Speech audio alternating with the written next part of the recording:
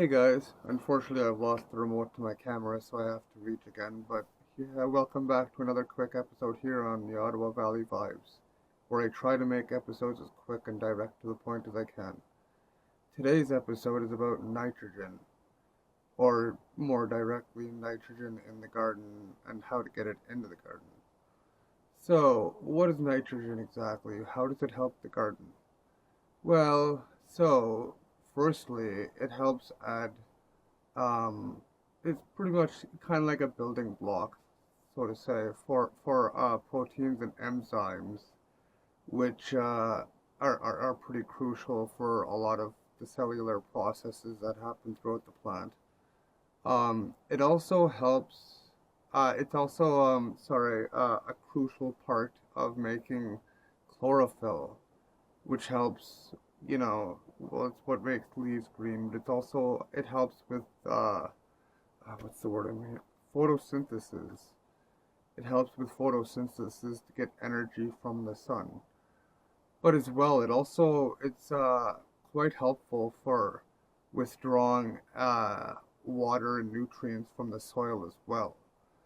Um, I've gotten notes here so I can keep on track and make sure I'm not forgetting anything.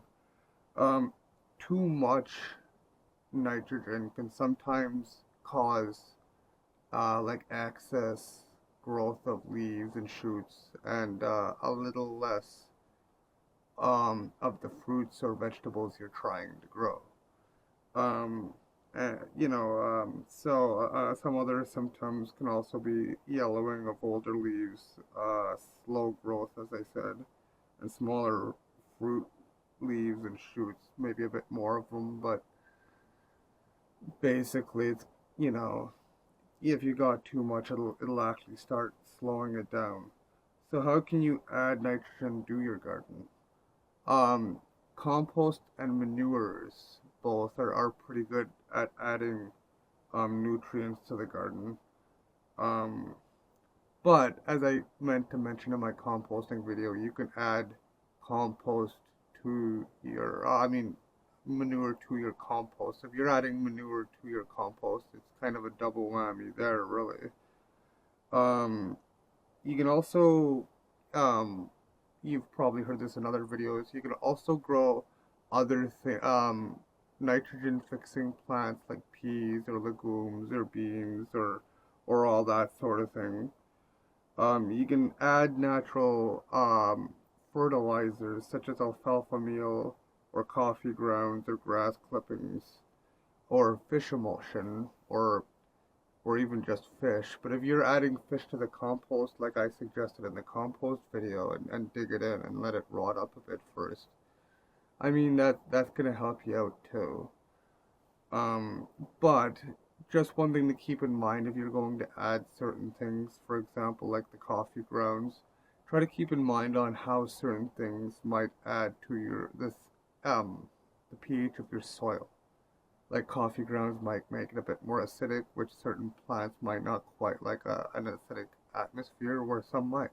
So keep that in mind and try to be thoughtful of that. And then there's things like, say, leaf mold or leaf mulch, or that sort of thing. Or you can chop and drop. That's a good way to get nitrogen from the plants you've grown back into the soil.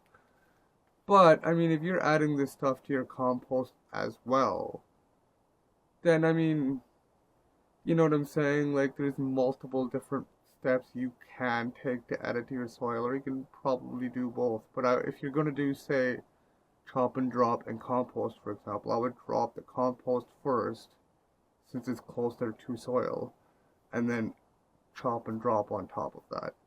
But anyways, it's been about 4.5 minutes. I think I've covered pretty much everything I needed to really cover. I mean, the only thing I can really add is, I guess, if you're also rotating your crops like many suggest, that's probably going to help you out a bit too, because certain plants remove more nitrogen where some add back to it, right? But if you're following the other steps like compost or, whatever, chop and drop, all this other stuff, I mean, there's many steps you can take. But anyways, I hope you're all having a great day, guys. Take care, and best of wishes to your gardening.